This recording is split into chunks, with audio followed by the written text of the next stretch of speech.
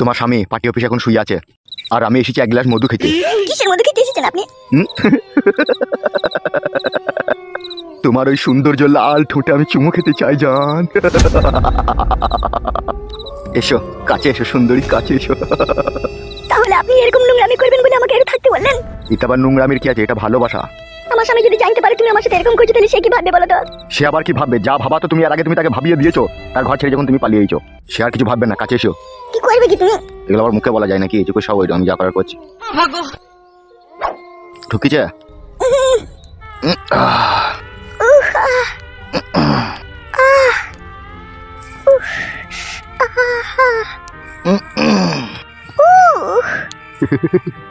File তোর ক্ষমতা নাই, ফাইল তো এইভাবে তোমাকে পাইপ দিবে, আমি যেভাবে দিচ্ছি।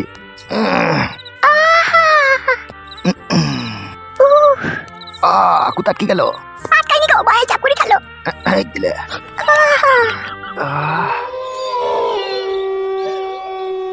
পুরা ভাগ্য আমার বড়া, 1 বছর পর বউকে পেলাম, তাও বউয়ের কাছে শুতে পেয়েছি না বড়া। এমএলএ সাহেবের লেগে ছি ছি ছি ছি। বউ বড়া একা একা শুয়ে আছে আর আমি বড়া এর মশার কামড় খেছি। ঘুম আসছে না বড়া বউয়ের লেগে। কবে যে বড়া এমএলএ সাহেব আমাদের দুজনকে ছাড়বে, আর কবে যে বাড়ি গিয়ে খাটের উপরে আমার বউকে জড়িয়ে ধরে শুবো, সেই আশায় দিন গুনছি রে আমি।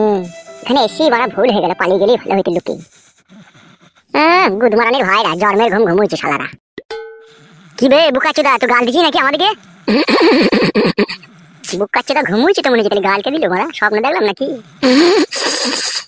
বড়া তাহলে স্বপ্নই দেখলাম। গুদমারানি ভাই, তুই গাল দেবো না, তোকে চুমু খাবো লাগবে আমি। শালা পুরো বাচ্চা, তোর লেগে আমার কপালে এত কষ্ট। বাবালো 12:40, একটু ঘুমিয়ে বড়া।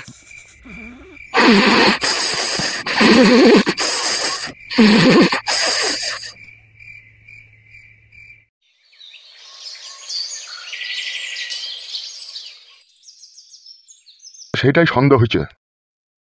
ছেলে কি বলছে তোমার? আমার ছেলে আর কি বলবে, আমার ছেলেটা একটু জনি পাগল ছেলে। ও এখন বলছে বাবা তোমার বৌমা এখন যা করছে করুক, ব্যাপারটা আমি বাড়ি গিয়েই দেখবো। কিন্তু কথা হচ্ছে এমএলএ সাহেব, আমি তো ছেলের বাবা, আমি তো কখনোই চাই না আমার বৌমাকে পরপুরুষে কাজ করুক। তো আমি এখন কি করবো কিছুই বুঝতে পারছি না। ওই ছেলেটাকে কি করে বাড়ি ছাড়া করবো? এখন যা বুঝতে পারছি পরিস্থিতি, এমএলএ সাহেব ছেলেটাকে বাড়ি ছাড়া করলে পরে বৌমা বাড়ি থেকে পালাবে। আর বৌমা যদি বাড়ি থেকে চলে যায়, আমার ছেলেটা যা জনি পাগল ছেলে, বৌমাকে কাছে না পাওয়ার কারণে ও হ্যান্ডেল মেরে মেরে মরে যাবে। আমি এমএলএ হয়ে এত বুকাচোদার মতো কাজ করে ফেলেছি, সে কাজের ওষুধ নাই। কি বলছেন এসব আপনি? হ্যাঁ লাউড়া, যা বলছি ঠিকই বলছি। আজ 4 বছর হলো আমি এমএলএ হয়েছি, কোনোদিন কাদা দেখলাম না যে একটা ভালো কাজ নিয়ে কেউ আমার কাছে এলো। কেউ এসে বলছে আমার মেয়ে ভাত খাবে না, ছাড়ের ব্যবস্থা করে দাও। কেউ এসে বলছে এমএলএ সাহেব আমার বউ লেলুর সাথে 2বার ধরা পড়লো, 3বার বেলায় যদি আমি হাতে লোতে ধরতে পারি কিনা আমার বউকে আমি কেটে ফেলবো। কেউ আবার এসে বলছে আমার শাশুড়িকে প্যাট করে দিল, ইয়ার একটা বিচার করে দাও এমএলএ সাহেব।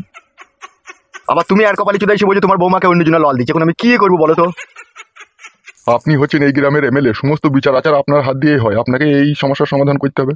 তাহলে শোনো, সমস্যার যদি সমাধান করতে হয় তাহলে আমি যেটা বলবো সেটা শুনবে তো? হ্যাঁ শুনতে হবে বই কি, জগজিন তো আমি বেঁচে থাকতে বৌমাকে তার পরপুরুষের কাছে শুতে দিতে পারি না, এখন শুনতে হবে। তাহলে আমি যেটা বলছি ভালো করে কথাটা মন দিয়ে শোনো।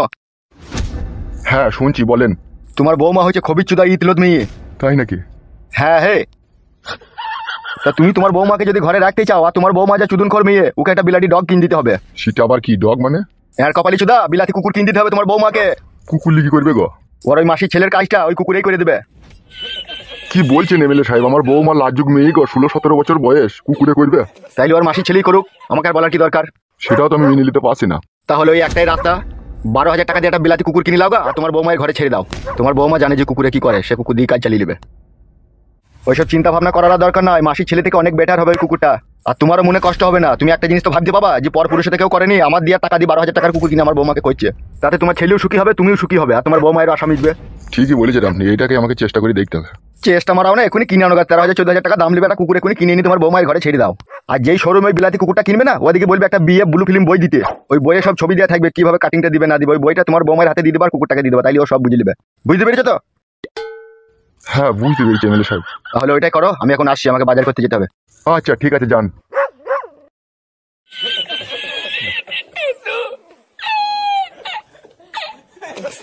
ঠিকই বললে এমএলএ সাহেব, এখন মান সম্মান বাঁচাইতে গেলে এখন ওইটাই করতে হবে।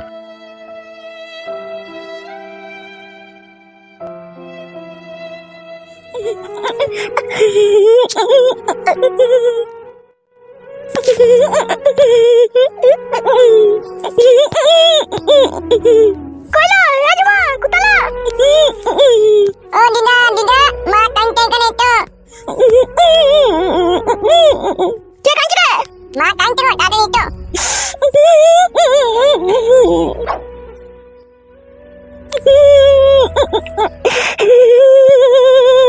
কি হলো লাজ মা আমরা কাঁদিস কেন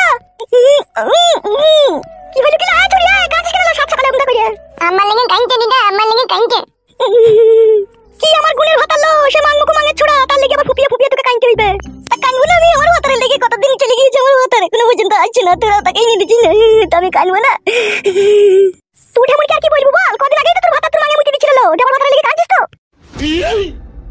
এই পালের মতো কথাগুলো বলিস না মা বুঝলি তো তুই তো পুরো ভাতার টাকা পেয়ে আসামি টেলিছিল আর আমার বয়স কত হইলো এই তো 24 বছর বয়স হচ্ছে আমি ভাতারকে ছাড়া একা একা শুই থাকি করে আমার যখন হালহালানি হচ্ছে তখন কে মারবিল কে মিটাবে ওই হালহালানিটা এলা এই ছুরি তো আমার উপরে রাগ করছিস আমি কি তোর ভাতারকে বলেছি বাড়ি থেকে পালাইতে বল বাবা খুঁজতে গেছি না তুই খুঁজছিস না তুই এমএলএ সাহেবকে নিয়ে ব্যস্ত থাকছিস সে তার বৌমাকে নিয়ে ব্যস্ত থাকছে আর আমার কি হবে তাহলে হ্যালো ছুরি যখন হালহালানিটা তোর হচ্ছে তখন ওই শলি বেগুন দিয়ে কাজ চালাইতে পারছিস না তুই বলেন কি? তুই লিগা তুই বেশি করে ভরগা শলি বেগুন আমি নেব না তা তুই যখন জমাই মানেগুলিকে কাঁদছিস সে মানেগুলো এখন পাবি কোথা তুই সে তো অন্য মাগিলি তার হালহালানি মারছি ভালো তো সে অন্য মাগিলি হালহালানি মারবি তুই এমএলএ সাহেবকে নিয়ে হালহালানি মারগা আর আমি এইভাবেই তাই বুঝা আমার কথা তো কার ভাবতে হবে না তুই কি ছুরিল হ্যাঁ তোমার পয়সা জুলুম চাপাচ্ছিল আমি কার উপরে জুলুম চাপাইনি কু হ্যালো এমএলএ সাহেবের ওই 4 লাখ টাকাটা লিয়ে আনি তুই দামি দামি শাড়ি চুড়ি গয়না কিনবি রাস্তাতে যখন হেঁটে যাবি কত ছুড়া দেখবি তোর পায়ের তলায় এসে গড়াগড়ি মারবি একটু ধৈর্য রাখলো কত আর ধৈর্য রাখবো তুই বাইতে থাক আমি এমএলএ সাহেবের সাথে দেখা করতে চললাম আর ওই 4 লাখ টাকাটা লিয়ে আনতে চললাম চা করবি করগা তুই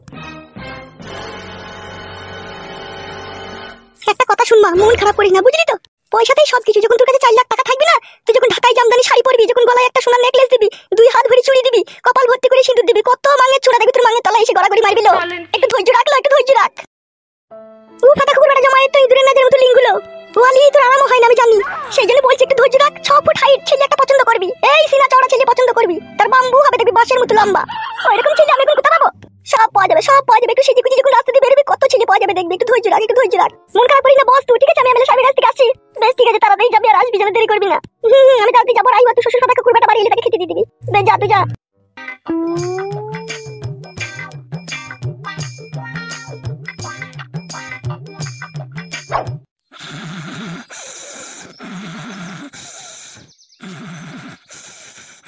কি রে বুকাচোদারা 10টা বাইরে চলে এখনো ঘুমুচি নাকি তোরা কি রে উঠবে কে রে বালে 7 সকালে এসে ঘুম ভাঙাইছে 7 সকাল বুকাচোদা 10:30 বাইরে চলে উঠবে 7 সকালে এইভাবে কেউ তুলাই ভাইজান পিলি চুমকি গেল তো উঠ উঠ উঠ উঠ উঠ শোন মলাই দোকানে গিয়ে মুখ হাত ধুইলি গাদি কচুরি মিষ্টি খেলি গা দুজনাই দিয়ে ফুটুর বাবাকে ছলে বলে কৌশলে যেমন করে হোক এখানে লিয়ে আয় যদি না আসতে চাই বড় ভাই ভুলিয়ে ফাঁসিয়ে এখানে লিয়ে আনবি তারপরেও যদি না আসতে চাই তখন মেরে হাফ মার্ডার করে কাঁধে করে লিয়ে আনবি ঠিক আছে বড় ভাই তাহলে আমরা যাচ্ছি হ্যাঁ যা কাজটা একটু সাবধানে করবি যেন বেশি মানুষ না দেখতে পায় ঠিক আছে অন্য কোনো চাপ নেই আপনার যা যা যা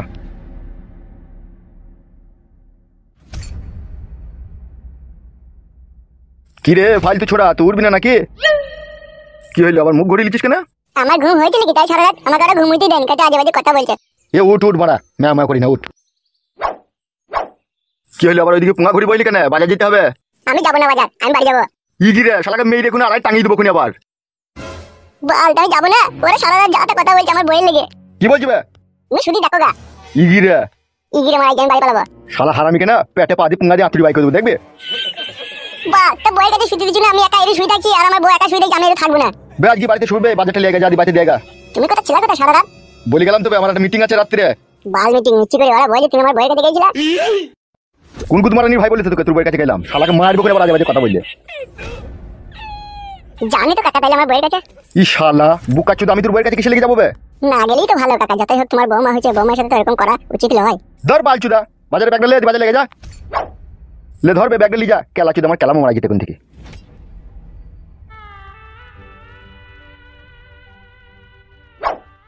বলো কি গিলব লোকের কথাই কান দিলি না শালাকে আড্ডা লিতে কই ঠাট্টালি বলছিস তোমাকে তো ওরাই তো বলছে কাকা ওদের কথা শুনছিস কেন বে তুই হ্যাঁ ওই দুই শালাতে পানিতে আগুন লাগিয়ে দেয় জানিস তো তুই ওদের কথা শুনছিস বুকাচুদা বুকাচুদা আমি তোকে খাওয়া পড়া হাত কচা জামা কাপড় সমস্ত তুই দায় ভাল লিয়েছিবে আমি আর আমি তোর খারাপ চাবো খারাপ করবো তুই ভাবলি কি করবে আমি বলিনি কাকা ওরাই বলছে আবার ওদের কথা শুনবি না তোকে বললাম না মেয়ে বেশ ঠিক আছে শুনবো না কি গিলব বলো খেপাচোদা শোন শোন তুই আমার ভাইপো হচ্ছিস বুঝলি তো আর তোর বউ আমার বৌমা হচ্ছে বৌমার সাথে কখনো শ্বশুর হয়ে নোংরা কাজ করা যায় লাগবে তোকে ওইসব মাথায় ঢুকাই লুকাবে আমি ঢুকাইনি ওরাই ঢুকিয়ে দিচ্ছে যাকে ওইসব কথা বাদ দিয়ে ওদের কথা শোনার দরকার না এখন যেটা বলছি শোন হ্যাঁ কাকা বলো 3 কেজি বাসমতি চাল নিবি 1 কেজি পোল্ট্রি মুরগির মাংস নিবি 100 হলুদের গুঁড়ো 100 মরিচের গুঁড়ো বেশ তেজপাতা নিয়ে নিবি 5 টাকার বেশ বেশ রুই মাছ খাস তো তুই হ্যাঁ হ্যাঁ খাই তো ভাজা তাহলে 300 মতো মাছও নিয়ে নিবি কাটা মাছ বেশ তাই হবে এই নে ধর টাকাটা। শোন, বাজারটা বাড়িতে দিয়ে মুড়ি ফুড়ি খেয়ে আবার চলে আসবি এখানে, হ্যাঁ? বেশ ঠিক আছে। যা তাহলে।